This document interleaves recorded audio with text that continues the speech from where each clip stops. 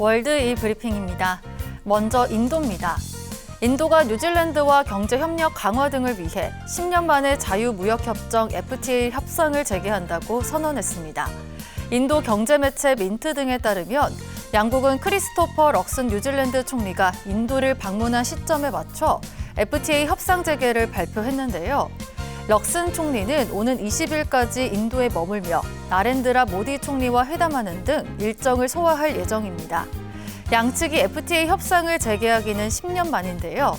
협상 재개는 인도가 무역 파트너를 다양화하고 전통적 시장에 대한 의존도를 낮추려는 노력의 일환이라고 인도 매체들은 전했습니다. 인도 정부는 올해 안으로 미국 유럽연합과도 무역협정 협상을 매듭짓겠다고 밝혔습니다. 미국입니다. 미국이 심각한 달걀 부족 현상과 가격 상승을 겪자 유럽 여러 나라의 달걀 수입을 요청한 것으로 전해졌습니다.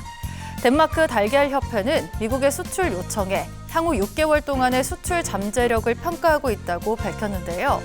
미국은 덴마크 외에도 스웨덴과 핀란드에 달걀 수입 요청을 보낸 것으로 전해졌습니다.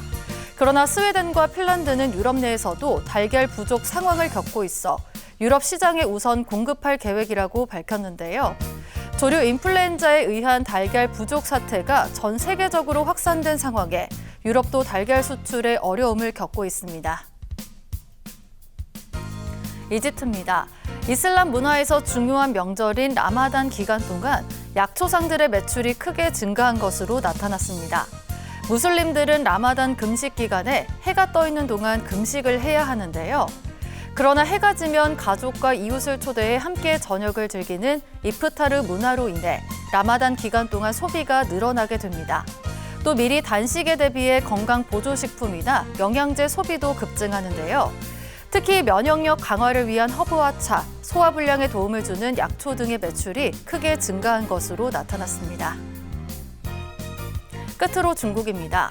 중국이 쿠바의 태양광 발전 공원 건설을 지원하기 위해 1차 기부금을 전달했다고 밝혔습니다.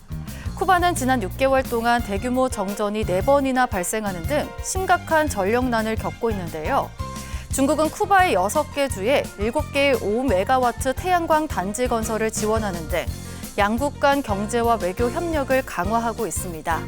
특히 이번 프로젝트는 쿠바 정부가 2028년까지 92개의 태양광 단지를 설치하는 등 화석 연료 의존도를 줄이려는 노력의 하나인데요.